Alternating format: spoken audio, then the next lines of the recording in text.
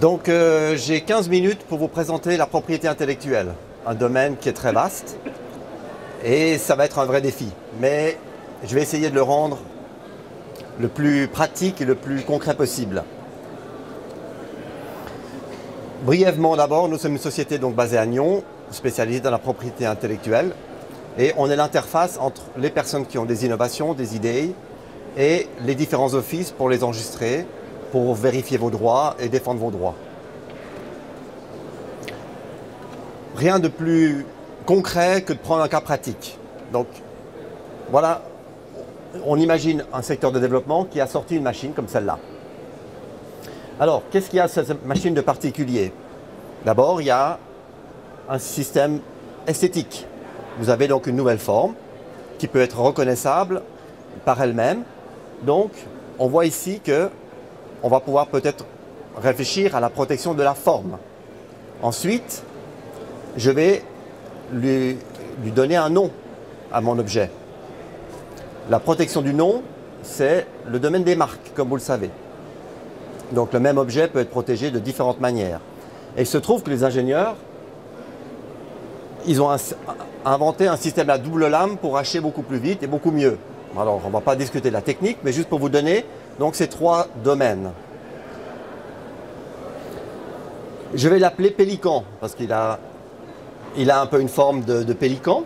Alors je vais baptiser mon appareil pélican.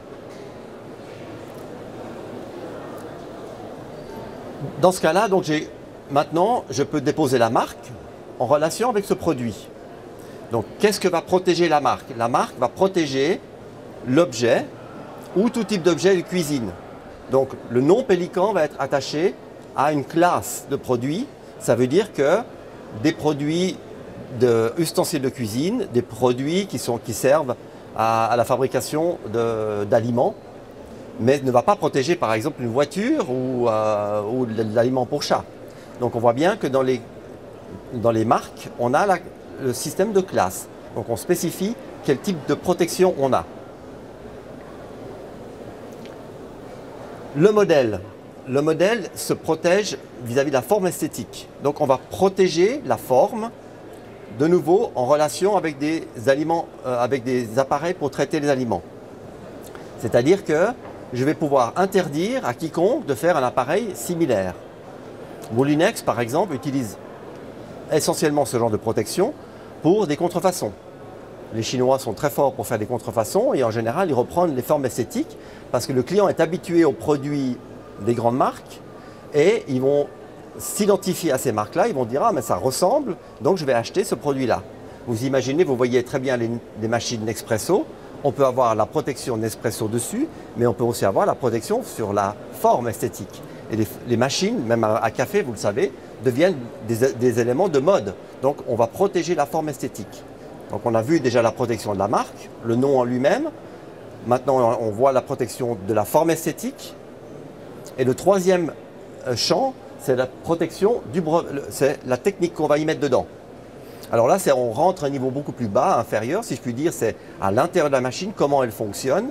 Et la protection par brevet va empêcher quiconque de faire des appareils avec un système à double lame. Mais bien sûr que ça ne va pas protéger un contrefacteur s'il fait un système à simple lame. Donc c'est pour ça que je vais avoir la protection par modèle, voire la protection par marque. Et on voit que chacun de ces champs de protection est complémentaires. Donc il n'y en a pas un qui remplace l'autre. Il y a des gens, oui, mais j'aimerais une marque ou un brevet. On va regarder qu'est-ce qu'on peut faire. Des concepts, par exemple, publicitaires, des choses comme ça. Même si vous êtes la première fois à le sortir, on ne pourra pas protéger par brevet.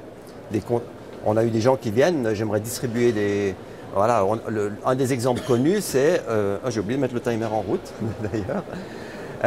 C'est, par exemple, mettre des diffuseurs de café sur des paquets de café. Vous êtes dans les magasins, et puis vous avez cette odeur de café parce qu'ils ont placé des diffuseurs de café sur ces paquets. Alors, le produit est nouveau, c'est la première fois que ça se fait. Qu'est-ce que je vais pouvoir protéger?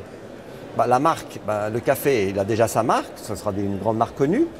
Le diffuseur lui-même, c'est un diffuseur, donc il n'y a rien de particulier. Il en existe de nombreuses formes. Autocollant sur le paquet, ça existe parce que vous pouvez en scotcher dans votre salle de bain. Donc là, de nouveau, on va être confronté à un problème où on n'a pas de protection. Donc il y a des formes de business, surtout dans le domaine des affaires, où on ne pourra protéger que le nom. Vous avez une nouvelle méthode, vous pouvez la baptiser d'un nouveau nom, et ce nom-là, ben, vous ne pouvez pas le protéger par brevet.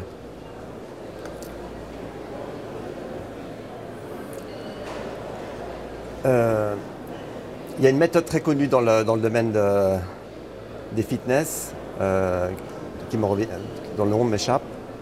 Maintenant, ça va me revenir tout à l'heure.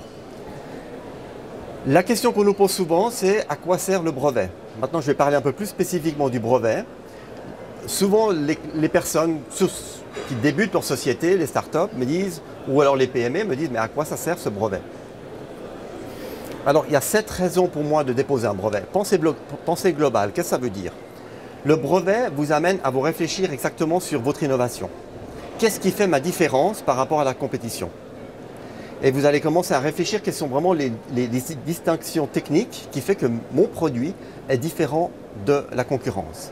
Et dans le processus d'obtention du brevet, il y a la comparaison de votre technologie avec tout ce qui existe. Et vous allez voir ce que font vos concurrents par la littérature qui va être mentionnée pendant l'examen.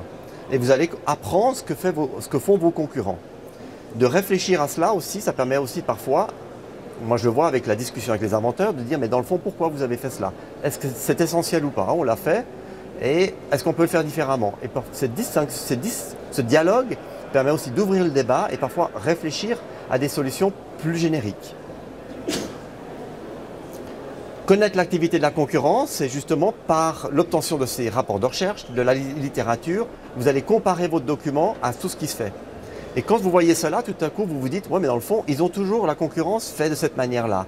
Et moi, je suis en train de prendre une piste différente. Dans le fond, c'est ça ma force, ma distinction par rapport à la concurrence. Donc, pourquoi pas me renforcer dans ce domaine-là? Autrement, vous sortez votre produit.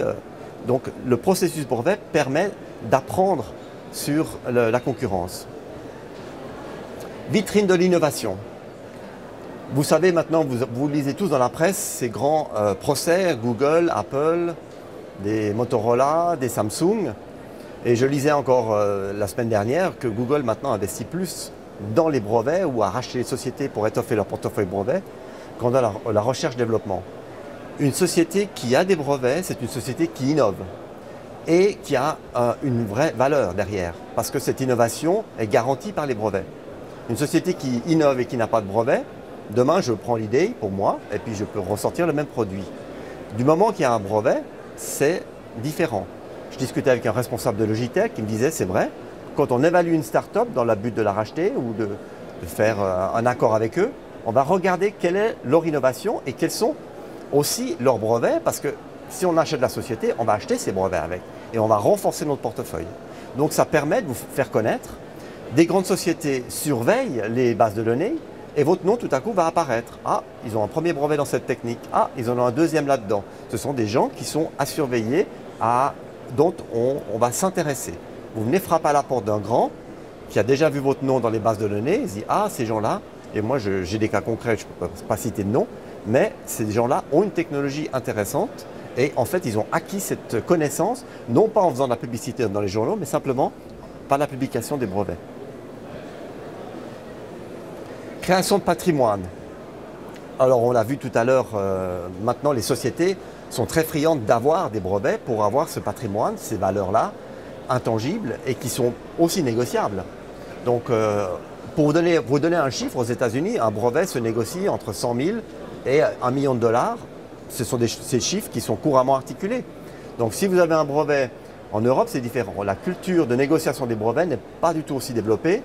La tendance des sociétés européennes, c'est de dire non, non, non, on n'a pas besoin de ce brevet, on va se débrouiller autrement. Aux États-Unis, ils savent très bien les enjeux et vous les avez lus dans la presse. Ça, c'est la première partie, je pense, on arrive au quart d'heure. Et la valeur des brevets est reconnue et respectée. Je me suis occupé d'une société qui a fait faillite. Tout a été liquidé pour vraiment des clopinettes, on pourrait le dire, mais le portefeuille de brevets a été racheté pour des montants très importants, plusieurs millions. Parce que ça, c'était la valeur que le concurrent pouvait immédiatement utiliser, parce que le brevet n'est pas lié à un produit proprement dit, il est relié à une idée. Donc moi, je peux après intégrer ces idées-là dans mes différents produits. Renforcement des liens commerciaux. Vous avez fait un accord de licence ou un accord de distribution avec une société au Brésil. Le Brésilien achète votre produit et puis il se dit dans le fond, les Suisses me le vendent cher. On a eu des cas comme ça à Taïwan notamment. Pourquoi ne pas le développer nous-mêmes? Ou alors le faire développer beaucoup moins cher ailleurs. Le fait qu'il y ait un brevet au Brésil va sécuriser ce lien.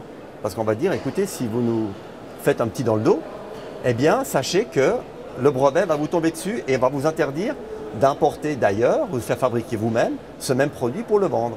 Donc, le contractant avec qui vous avez des relations va réfléchir à deux fois avant de briser ces liens commerciaux. Et ça peut rapporter.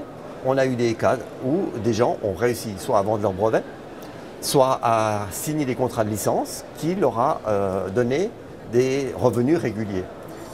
J'aimerais tout de suite dire que ce n'est pas la solution la plus facile et la plus immédiate. C'est pour ça que je l'ai mis en dernière position, ou là, non, en avant-dernière position, parce que c'est vrai que les cas sont assez rares.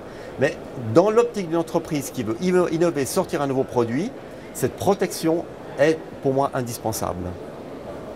Et à la fin, comme dernière raison, c'est la raison auquel on pense immédiatement, c'est interdire un concurrent de rentrer sur son précaré. Donc on le voit maintenant, Apple a fait un procès donc, à Samsung, il veut interdire les produits. Donc on voit à quel point ça peut avoir une force très importante. On a d'autres cas beaucoup plus simples, et pas plus simples, mais je dirais sur une échelle beaucoup plus petite. Rien que le fait que notre client avait un brevet a forcé un concurrent qui était en Angleterre de venir à la table de négociation puis dire, dans le fond, je ne veux pas d'histoire avec vous, je suis prêt à signer un accord de licence. Quand bien même, le brevet pourrait pu être discutable, est-ce qu'il était vraiment costaud, est-ce qu'il aurait supporté une attaque en justice? Alors il y a tous ces frais. Celui qui a le brevet, c'est celui qui a le couteau par le manche. Il a un pouvoir de nuisance. C'est malheureux à dire, c'est comme ça. Donc si moi j'ai un brevet, je dis, écoutez, vous lancez dans votre business, j'ai un brevet, je peux faire une action en justice, vous voulez surtout avoir la paix. S'il faut payer 50 000 euros, 100 000 euros pour avoir la paix, vous préférez ça plutôt que d'être ennuyé par toutes des procédures juridiques. Voilà, alors c'était un petit peu la présentation que je voulais vous donner. Merci de votre attention.